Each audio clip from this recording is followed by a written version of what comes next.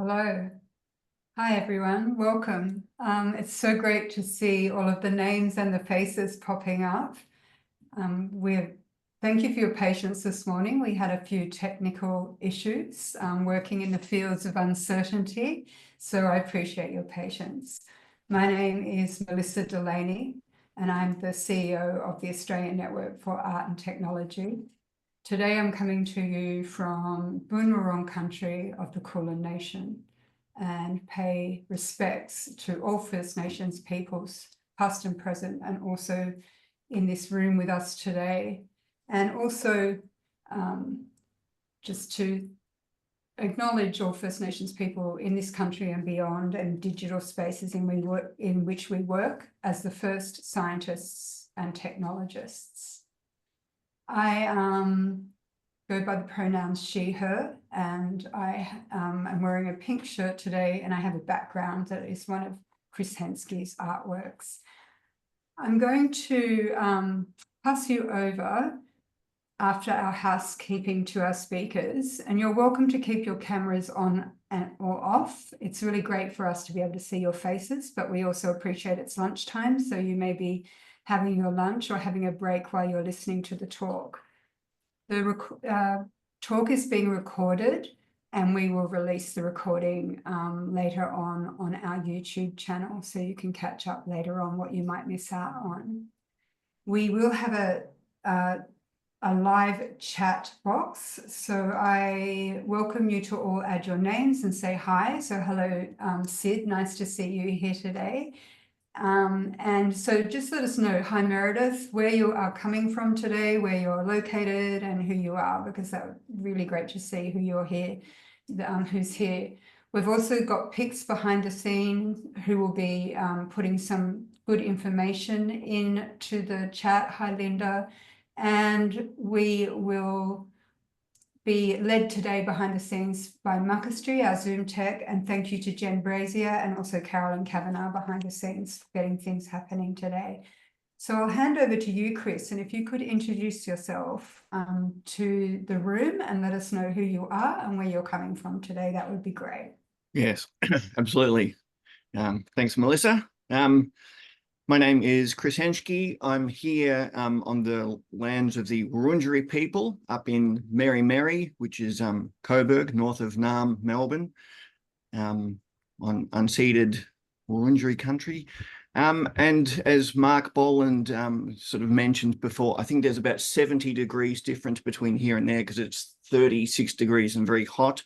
So that's partially why I'm wearing this sort of light summery shirt with sailing ships and boats on it, as opposed to particles or big bits of machinery, etc.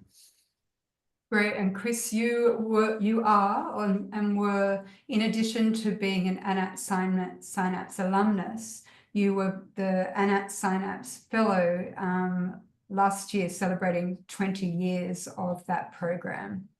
Yes, oh, that's right. Yes, of course, which is why we're here. So I'm going to be talking about the fellowship and, of course, the Synapse program overall to some degree. Great. And speaking of degrees, we'll go over to you, Mark, because you are coming to us today from a place that I think you said this morning is 30-something degrees below what we are in Melbourne. Oh, close to 70 degrees below, yes, what you are there. So fantastic to be here and good to see. I see my old physics university lab partner, Chris Fluke, on the line. So hi there, Chris, and hello everyone else. I'm coming from the University of Saskatchewan here in the Great White North of Canada. And this is the Treaty 6 territory and the homeland of the Métis. And the problem with that beautiful Gurrumul music and the land acknowledgement is that Gurrumul always just brings me to tears. I can't help it. It just makes me cry. And we played him at our wedding, and I just can't help it. I just like, oh, that music just goes straight to the soul. So that's really an amazing start. And I was lucky enough to be involved with Chris once again. I got involved with Anat and Chris 15, maybe more years ago. Was briefly on the board at Anat as well. And so great privilege to be involved with Chris and also with Michael Hoch. I spent part of my sabbatical at CERN last year. And so a fantastic combination of people and topics and a great organization, Anat. So great to be here. Thank you so much. And I think that that's part of the joy of what Anat does, is that it's ever expanding the network. And also I'm always interested in checking in on people in their practice and their research from the times they may have been originally involved in Anat and where they are now. So that's a wonderful thing, Mark, that you are an Anat board member and also involved with Professor Chris Fluke, and another Anat board member, and who's in the room today. So thank you for that, and also for your beautiful words about the welcome. And I'll hand over now to Michael Hoch. Where are you, Michael? Yeah, good morning from Geneva in Switzerland. I'm just here in Geneva, where we welcomed Chris at CERN for the amazing Anat residency, where we were able to host Chris for this time.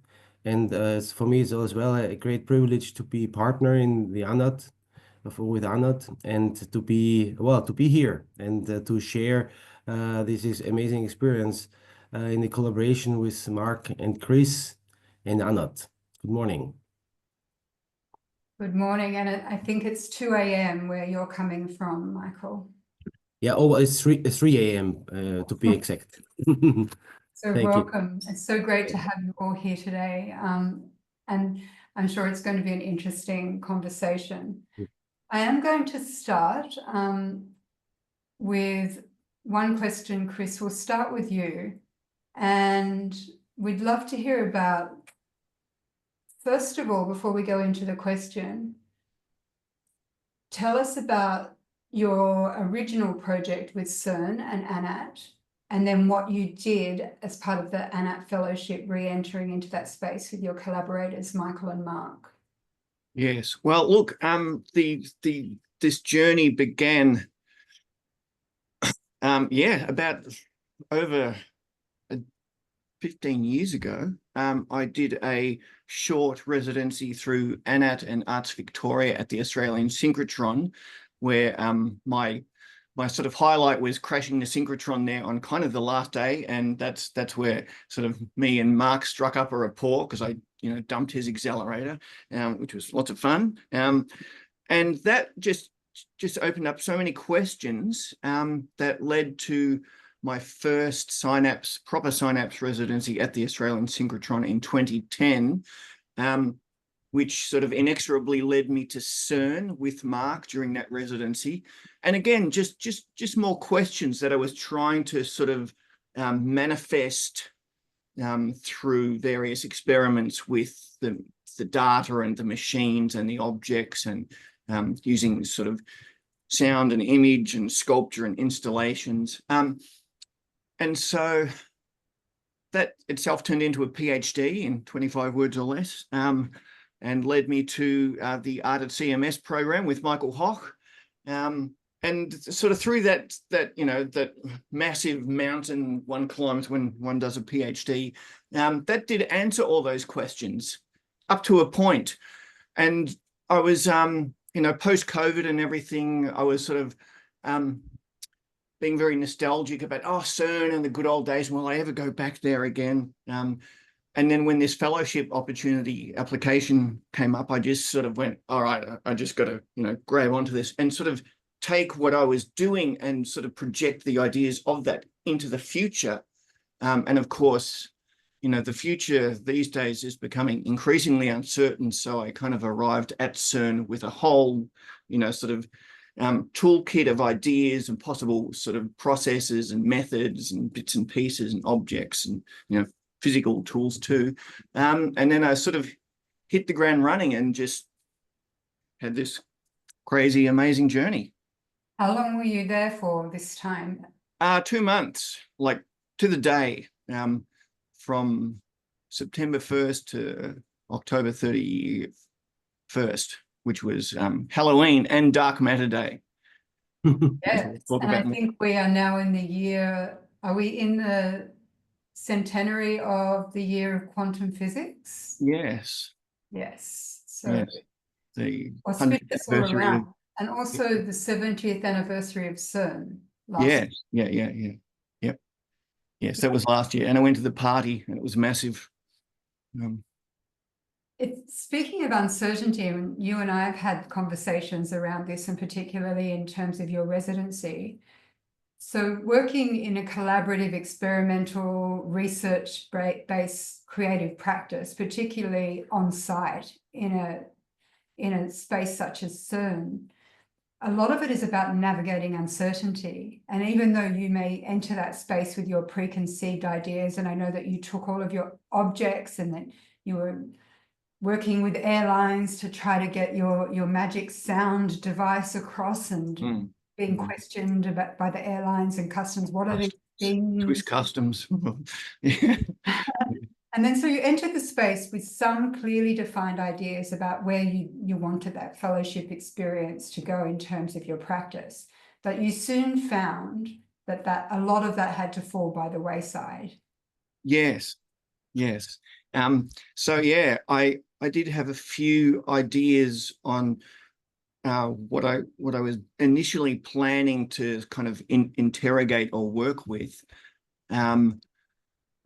And after a few weeks of kind of, because CERN, like all these major international sort of institutes, it's a sort of spatially, it's just this complex labyrinth, but also in a terms of personnel and the sort of institutional structures and bureaucracies.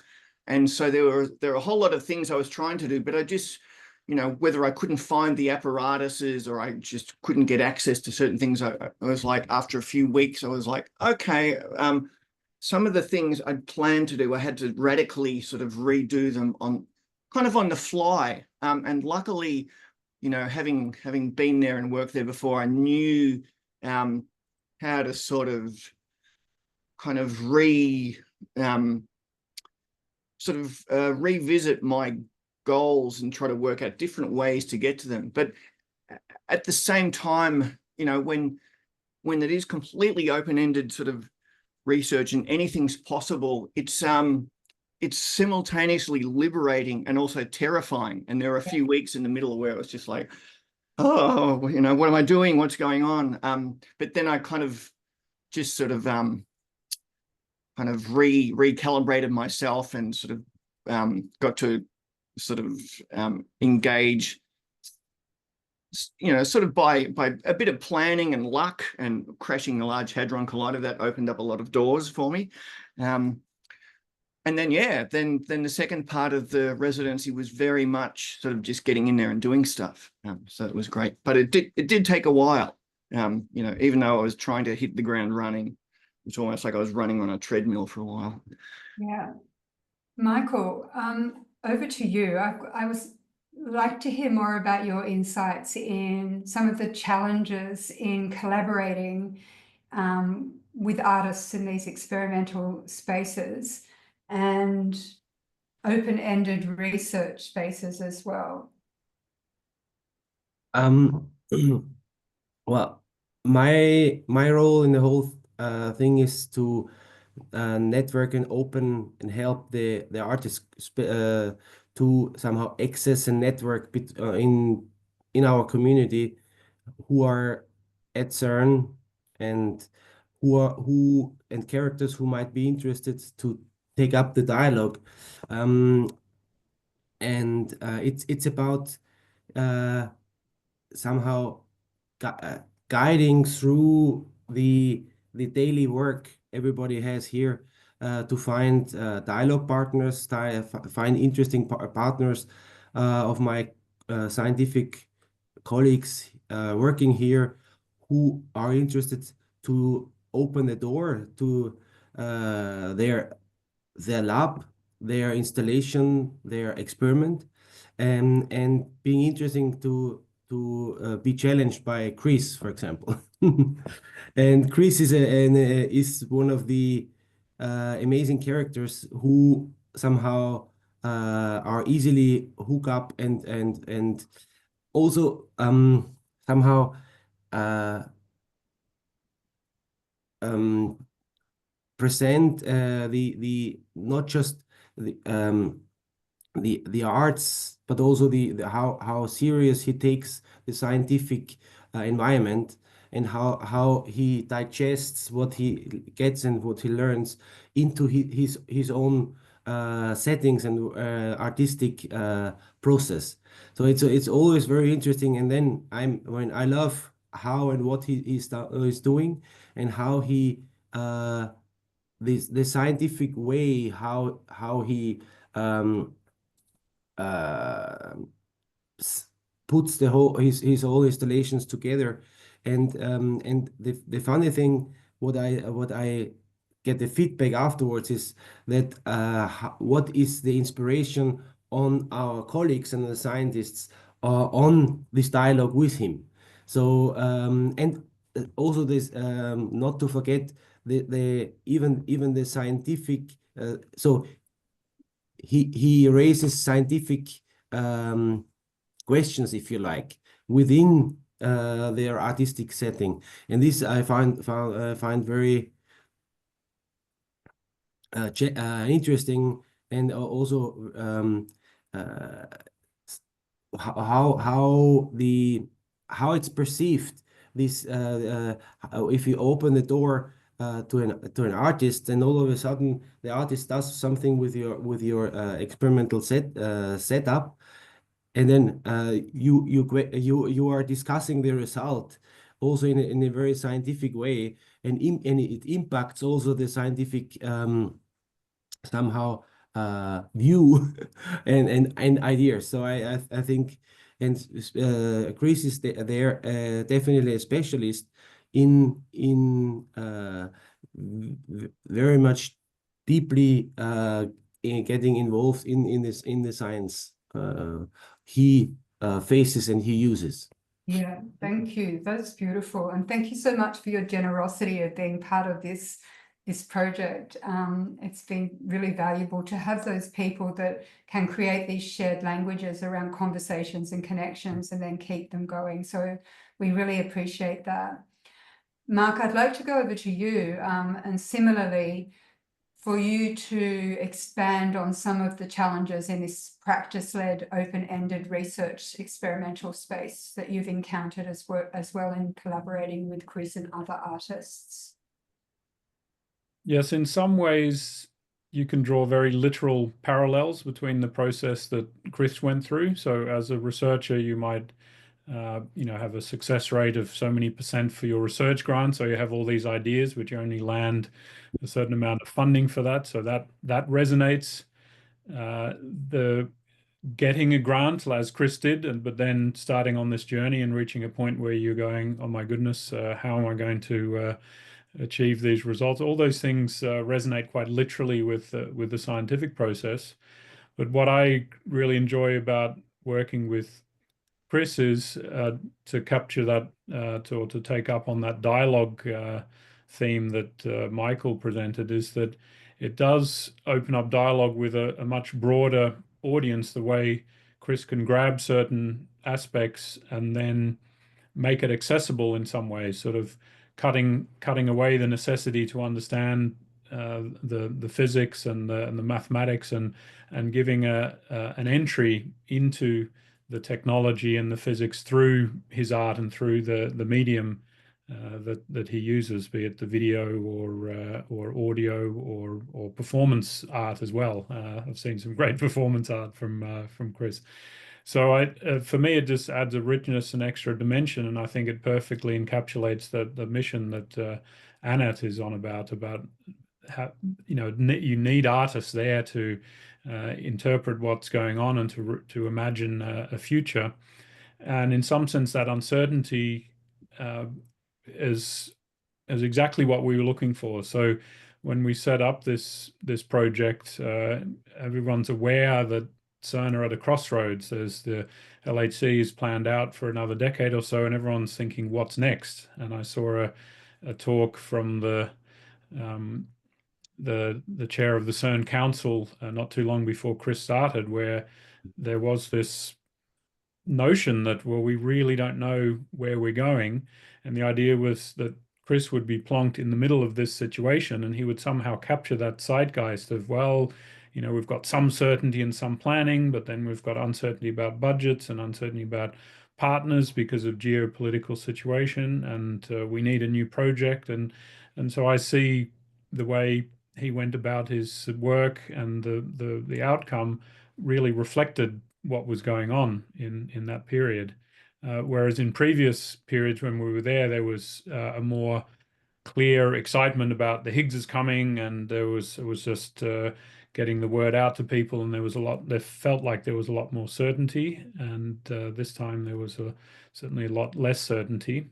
And unfortunately, I just didn't overlap with Chris, but I did live vicariously through his blog, and really enjoyed that, and recognized a lot of the spaces and also a lot of the feelings, wandering around as an international person at crazy hours of the morning, and this crazy site that is CERN.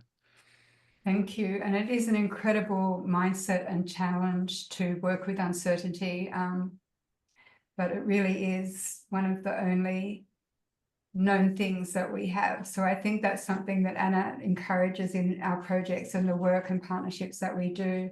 It's encouraging a way of thinking and a mindset and an approach to looking at wicked problems. That's a shout out to you, Deirdre Feeney, from the Uncertainty Project that we did a couple of years ago with you, and how we navigate and work within these uncertain spaces in real time is a really important mindset for us, particularly at this moment in history.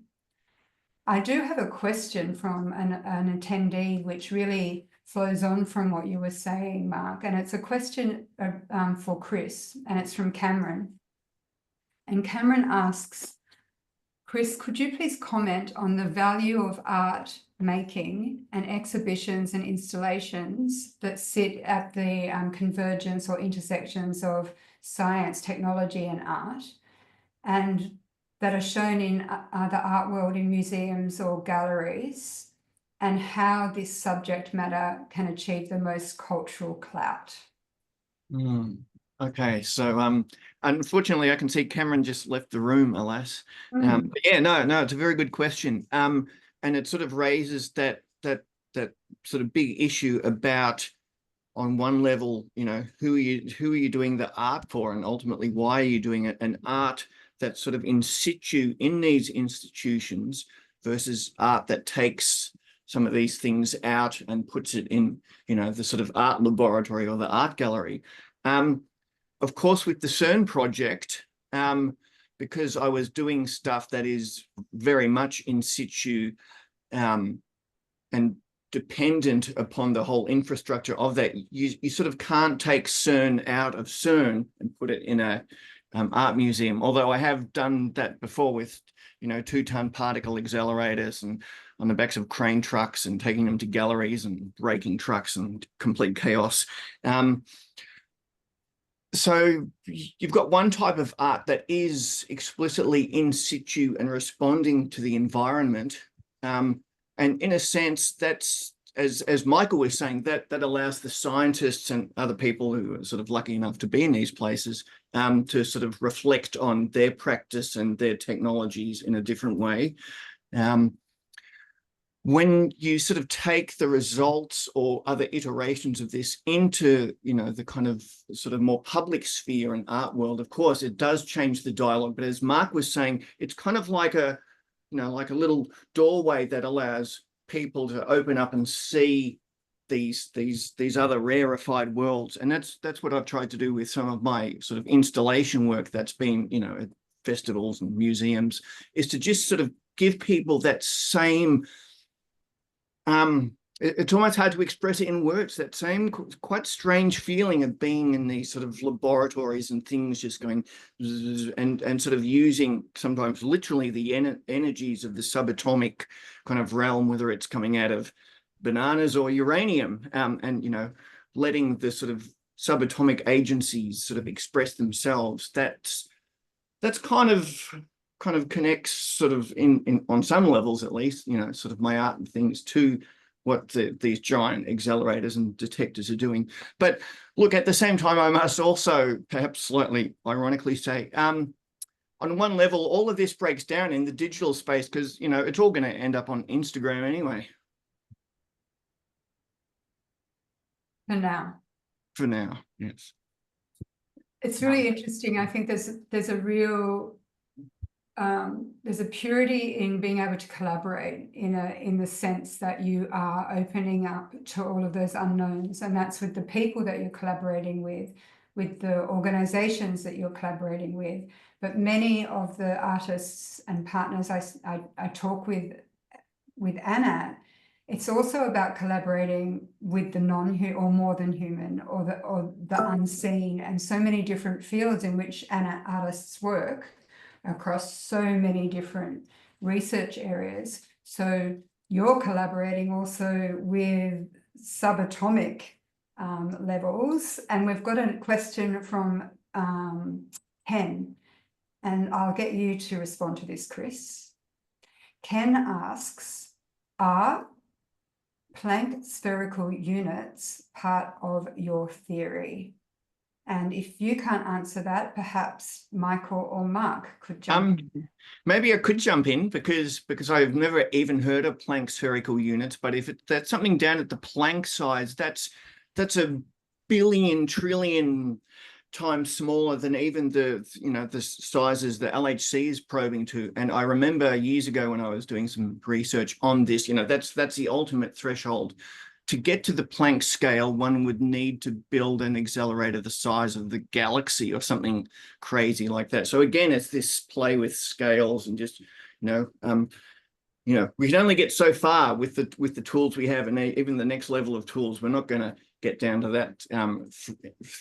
Using this type of technology ever, maybe. I don't know, Michael, Mark, do you want to jump into the Planck hole?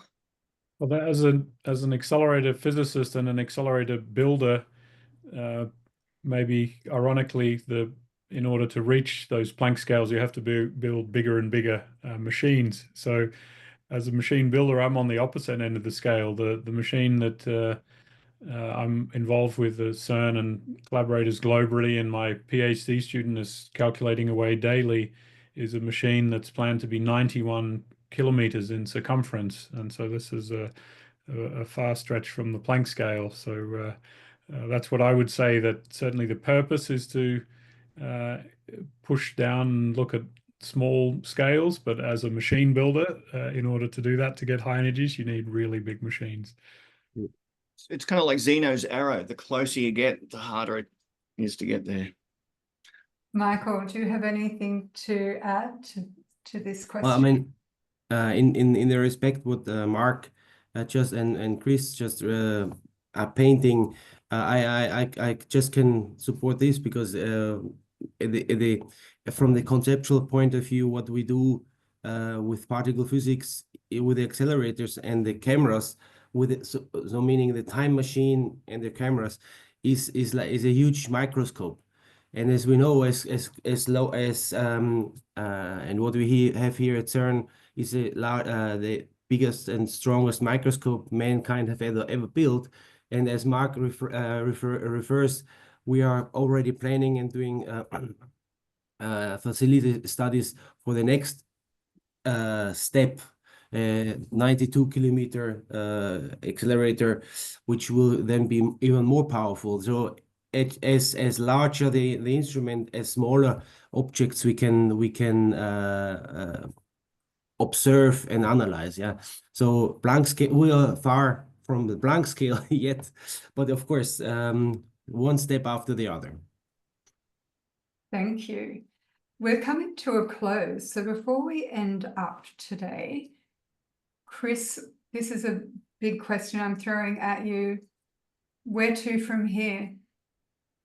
Well, look, in one sense, my fellowship at CERN was like, analogous to a scientific experiment, in that the first part of a scientific experiment, you do the actual experiment, and then you get the data, and then you have to analyze the data and sort of, kind of work with it to sort of extract stuff. And I've got so much stuff.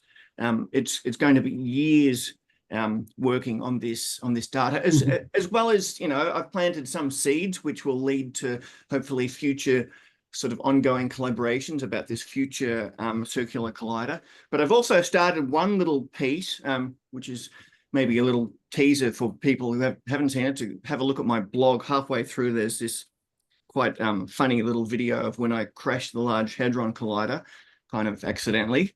And it literally just comes down to a little box with a switch, and you just flick this switch and the whole thing just...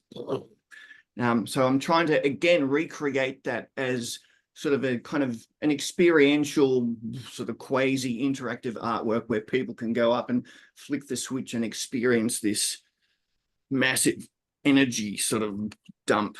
And again, it's such a simple thing, but that's where I felt most connected to the sort of subatomic realm, by just this, one little switch. I just flicked at the wrong moment. Well, thank you so much. And thank you, everyone. Thank you, Mark Boland. Thank you, Michael Hock, for being here today. Thanks. It was a thank you for pleasure your and a work. privilege. We are very always interested in what happens in the next iterations of this collaboration. So thank you, CERN. Thank you, Mark and Michael. We really appreciate your support on this project. I want to also thank Creative Australia and Arts South Australia for supporting ANAT and continuing to support us in the work we do with artists and partners. And the blog that Chris referred to is on the ANAT website. So it's Chris's creative research journal that he kept last year during his fellowship program. So go on to the ANAT website, which is anat.org.au, and you'll see in last year's fellowship program, Chris has a journal on there, which is really beautiful and valuable and insightful into some of the kind of deep divings into the processes of the fellowship, with a whole lot of findings and great reading on the blog. If you are yet to, please subscribe to our monthly ANAT Digest, and you can also follow us for now on Instagram, Facebook, Threads, and LinkedIn and YouTube. We will release this video on YouTube at a later date. And it's so great to see you all here as part of our community as well. So we thank you all for your ongoing support, and also thank you for coming along today. So you'll see some of our social media handles there. And so we'll sign off now, and we'll see you next time. So goodbye, everybody. Thank you for contributing. Thank you, everyone. Thanks very much. Thank you.